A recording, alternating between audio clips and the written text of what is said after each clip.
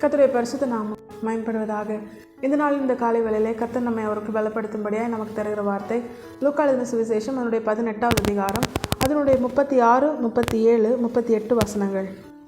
ஜனங்கள் நடக்கிற சத்தத்தை அவன் கேட்டு இது என்ன என்று விசாரித்தான். நசரேயனாகிய இயேசு போகிறார் என்று அவனுக்கு அறிவித்தார்கள். அப்பொழுது அவன், இயேசுவே, தாவீதின் குமாரனே, எனக்கு இரங்கும் என்று கூப்பிட்டான். முன் நடப்பவர்கள் அவன் பேசாமல் இருக்கும்படி அவனை அதட்டினார்கள். அவனோ, தாவீதின் குமாரனே, எனக்கு இரங்கும் என்று மிகவும் அதிகமாய் கூப்பிட்டான். கர்த்தருடைய பரிசுத்த நாமம் மகிமைப்படுவதாக. இந்த வசனத்தை கொண்டுதான் தேவன் தேவஜனங்களாகிய நம்மை இன்று அவருக்குள் பலப்படுத்துகிறார். இந்த சம்பவம் நம்ம எல்லாருக்குமே தெரியும். ஆண்டவராக இயேசு கிறிஸ்து எரிகோவுக்கு சமீபமாய் அவர் நடந்து போகையில் வழி அருகே உட்கார்ந்திருந்த ஒரு குருடன், இது என்ன இவ்வளோ ஜனங்கள் நடக்கிறாங்க அப்படின்னு கேட்கும் பொழுது, நசரேயனாகிய இயேசு போகிறார் என்று அவனுக்கு அறிவித்த உடனே அவன் என்ன பண்ணுறான்? இதுவரைக்கும் மற்ற ஜனங்களை எதற்காக அவன் நோக்கி கூப்பிட்டானோ அந்த காரியத்திற்காக ஆண்டவராக இயேசு கிறிஸ்துவை நோக்கி கூப்பிடாமல் இதுவரைக்கும் யார்கிட்டையுமே கேட்காத ஒரு காரியத்தை கேட்கும்படியாய் அவன் என்ன பண்ணுறான்? தாவீதின் குமாரனே, எனக்கு இரங்கும் என்று ஆண்டவராக இயேசு கிறிஸ்துவை நோக்கி கூப்பிடுறான். அவன் ஒரு நன்மையான காரியத்திற்காக தான் ஆண்டவரை நோக்கி கூப்பிடுறான். அவனுடைய தேவை மற்றவர்களுடைய வாழ்க்கையில் இருக்கிற தேவையை காட்டிலும் இந்த குருடனுடைய வாழ்க்கையில் ஆண்டவராக இயேசு கிறிஸ்துவால் சந்திக்கப்பட வேண்டிய ஒரு மிகப்பெரிய தேவைக்காக ஆண்டவராக இயேசு கிறிஸ்துவால் மட்டும்தான் அந்த தேவையை அவனுக்கு சந்திக்க முடியும். அதை கேட்கும்படியாய், அதை அவரிடத்திலிருந்து பெற்றுக்கொள்ளும்படியாய் அவன் என்ன பண்ணுறான்? சத்தம் போட்டு அவரை கூப்பிடுறான். ஆனால் இதை உணர்ந்து கொள்ளாமல் மற்றவர்கள் அவனை அதட்டுகிறார்கள். ஆனால் அவன் என்ன பண்ணலை? சரி, அவங்கெல்லாம் கோவப்படுறாங்க, அதட்டுறாங்க அப்படின்னு சொல்லி அமைதியாக இருக்கவில்லை. தேவ பிள்ளைகளாகிய நம்மிடத்திலும் ஆண்டவர் இந்த காரியத்தை கொண்டு, இந்த சம்பவத்தை கொண்டு பிரதானமான சில சுபாவங்களை நமக்கு கற்றுத்தரும்படியாய் இந்த நாளிலே நம்மோடு கூட பேசுகிறார். தேவ பிள்ளைகளாகிய நம்மிடத்திலும் நம்முடைய தேவன் இதை தான் எதிர்பார்க்கிறான். இந்த நாளிலும் தேவ பிள்ளைகளாகிய நாம் ஜெபிக்கிறோம். ஆனால் இந்த குருடனை போல அவன் எப்படி ஆண்டவரிடத்தில் இரக்கத்திற்காக கெஞ்சினானோ, தாவீதின் குமாரனே, எனக்கு இரங்கும் என்று மற்றவர்கள் தன்னை அதட்டின பிற்பாடு அதிகமாக சத்தமிட்டு கூப்பிட்டானோ, இதே போல் நாமும் நம்முடைய வாழ்க்கையில் தேவனிடத்திலிருந்து இரக்கத்தை பெற்றுக்கொள்ளும்படியாக அவரை நோக்கி கெஞ்சுகிறோமா? இல்லை மற்றவர்கள் நம்மிடத்தில் கோபப்பட்ட உடனே சும்மா ஜெபிக்காத, சும்மா சத்தம் போடாத, சும்மா பாட்டு பாடிட்டே இருக்காத, சும்மா ஆராதிக்காத அப்படின்னு சொல்லி மற்றவர்கள் அதட்டுறதுனால, மற்றவர்கள் நம்மிடத்தில் ஏதாவது ஒரு கசப்பான சுபாவங்களை வெளிப்படுத்துறதுனால, மற்றவர்களுடைய கிரியைகளினால நம்ம சோர்ந்து போய் அந்த காரியத்தை நிறுத்தி விடுகிறோமா?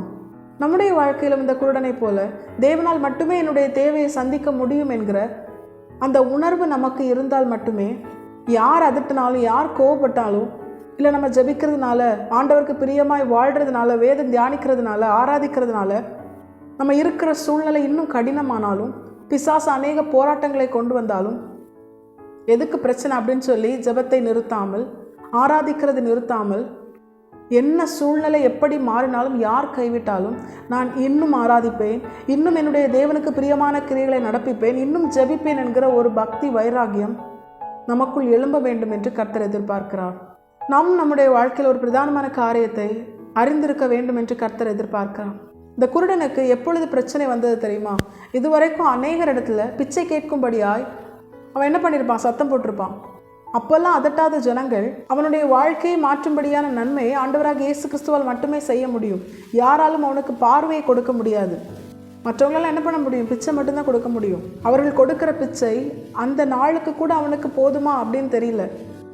ஆனால் அவனுடைய வாழ்க்கையவே நன்மையாய் மாற்றும்படியான ஒரு பார்வையை ஆண்டவராக இயேசு கிறிஸ்துவால் மட்டுமே கொடுக்க முடியும். அவர் தான் இருக்கிற இடத்திலே வந்திருக்கிறார் என்று அறிந்தவுடனே அவன் என்ன பண்ண விரும்பலை? அந்த சான்ஸை மிஸ் பண்ண விரும்பலை. அப்பொழுது அவன் அவரை நோக்கி கூப்பிடும் பொழுது அநேகர் அதற்கு எதிராக அவனை அதட்டுறாங்க. நம்முடைய வாழ்க்கையில் அப்படி தான்.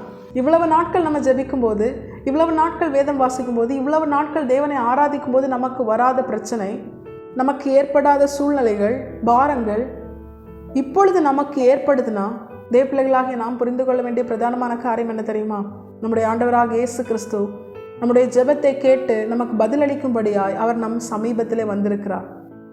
அவர் சமீபமாய் இருக்கையில் அவரை நோக்கி கூப்பிடுங்கள் என்று வேதம் சொல்லுகிறது. நாம் அவரை உண்மையாய் தேடினோமேயானால் நாம் தேடுகையில் அவரை கண்டடைவோம் என்று வேதம் சொல்லுகிறது.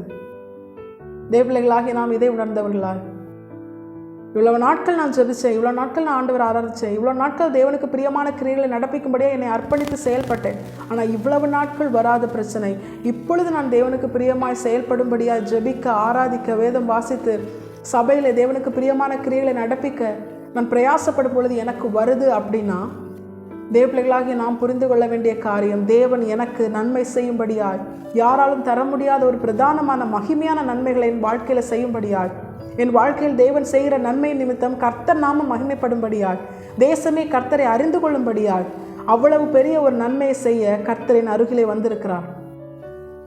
இந்த நேரத்தில் நான் என்ன பண்ணணும்? இன்னும் அதிகமாக ஜெபிக்கணும், இன்னும் அதிகமாக வேதத்தை தியானிக்கணும், இன்னும் அதிகமாக கர்த்தருக்கு பிரியமான கிரியைகளை நடப்பிக்கணும், இன்னும் அதிகமாக பரிசுத்தத்தோடு கர்த்தருக்கு ஏற்ற ஆராதனையை வெளிப்படுத்தணும்.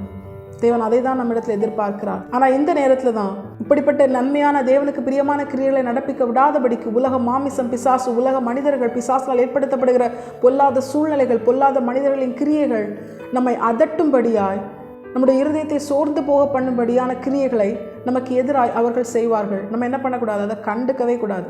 அதை கண்டு கொள்ளாமல் இந்த குருடனை போல இவ்வளவு நாட்கள் நான் கூப்பிட்டதை காட்டிலும், இவ்வளவு நாட்கள் நான் ஜெபித்ததை காட்டிலும் இன்னும் அதிகமாக அவர்கள் அதட்டின பொழுது அவன் அதிகமாய் கூப்பிட்டான், இன்னும் சத்தமாய் கூப்பிட்டான்.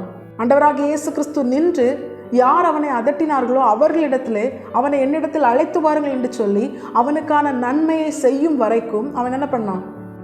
அவன் சும்மா இருக்காம கூப்பிட்டுட்டே இருந்தான். தேவன் நம்மிடத்திலும் அதை தான் எதிர்பார்க்கிறார். இன்று யாரெல்லாம் நமக்கு எதிராய் செயல்படுகிறார்களோ, நம்மை அதட்டும்படியாய், நம்மை சோர்வுக்குள்ளாக்கும்படியான கிரியைகளை நடப்பிக்கிறார்களோ, அவர்கள் கண் எதிராகவே, சொல்லப்போனால் சில நேரங்களில் அவர்களை கொண்டே ஆண்டவர் என்ன பண்ணுவார்? தேவன் தாம் வைத்திருக்கிற சித்தத்தை தேவநாமம் மகிமைப்படும்படியாய் நம்முடைய வாழ்க்கையில் நடப்பிப்பார். அப்பொழுது என்ன நடக்கும் தெரியுமா? இந்த குருடனுக்கு அவர் பார்வையை கொடுத்தவுடன் அந்த குருடன் என்ன பண்ணலை? மீண்டும் தன்னுடைய காரியங்களை பார்க்கும்படியாய் செல்ல அந்த குருடன் ஆண்டவராக இயேசு கிறிஸ்துவுக்கு பின்னாடியே அவரை மகிமைப்படுத்தி கொண்டே சென்றதாக வேதம் சொல்கிறது. தேவன் நம்மிடத்திலும் அதை தான் எதிர்பார்க்கிறார். இன்னும் தேவனுக்கு பிரியமான கிரியைகளை நடப்பித்து, இன்னும் சத்தமாய் தேவனை நோக்கி கூப்பிட்டு, யார் அதட்டினாலும் அதை கண்டு கொள்ளாமல் தேவனுக்கு பிரியமான காரியங்களை நாம் செய்யும் பொழுது தேவன் நின்று நமக்கான நன்மைகளை நம்முடைய வாழ்க்கையில் அவர் நாம் மகிமைப்படும்படியாய் அவர் செய்வார். ஆனால் தேவன் தேவ பிள்ளைகளாகி நம்மிடத்தில் எதிர்பார்ப்பது என்ன தெரியுமா? நாமும் இந்த குருடனை போல நன்மையை பெற்றுக்கொண்ட பிற்பாடு நம்முடைய மனமும் மாம்சம் விரும்புகிற பிரகாரம் நம்முடைய காரியங்களை பார்க்கும்படியாய் நாம் தேவனை விட்டு விலகிச் செல்லாமல் இந்த குருடனை போல கர்த்தரை பின்பற்றுகிறவர்களாய், இனிமே என்னுடைய வாழ்க்கையின் பிரதானமான காரியம் நான் தேவ நாமத்தை மகிமைப்படுத்தும்படியாய் அவரை பின்பற்றுவேன், அவருக்கு பிரியமான கிரியைகளை நடப்பிப்பேன், அவர் தந்த வாழ்க்கை, அவர் தந்த நன்மை, இது எல்லாமே கர்த்தர் நாமத்தை மகிமைப்படுத்தும்படியாய் நான் பயன்படுத்துவேன் என்று சொல்லி தேவ பிள்ளைகளாகி நாம் இந்த குருடனை போல முழுமையாய் நாம் நம்மை கர்த்தருடைய பாதத்தில் அர்ப்பணிக்கும் பொழுது எப்படி இந்த குருடனை இன்று வரைக்கும் தேவனுடைய நாமம் மகிமைப்படும்படியான சாட்சியாக நிறுத்தி தேவன் நம்மை பலப்படுத்துகிறாரோ, அதே போல் நம்முடைய வாழ்க்கையும் இன்னும் அநேகருக்கு சாட்சியாக நிறுத்தி தேவன் நம்மை கொண்டு அவர்களையும் தம்முடையவர்களாய் மாற்றி நம்மிலே நம்முடைய தேவன் மகிமைப்படுவது அதிக நிச்சயம். தேவ பிள்ளைகளாகி நாம் இந்த வசனங்களுக்கு கீழ்ப்படிந்து வாழ நம்மை முழுமையாய் கர்த்தருடைய பாதத்திலே அர்ப்பணிப்போம். கர்த்தர் தாம் இந்த வசனத்தை கேட்டு நம் அனைவரையும் ஆசீர்வதித்து வழிநடத்துவாராக. கர்த்தருடைய பரிசுத்த நாமம் மட்டுமே மகிமைப்படுவதாக. மாரநாதா, இயேசு வருகிறார், ஆயத்தமாகவும் பிறரை ஆயத்தப்படுத்துவோம். ஆமென்.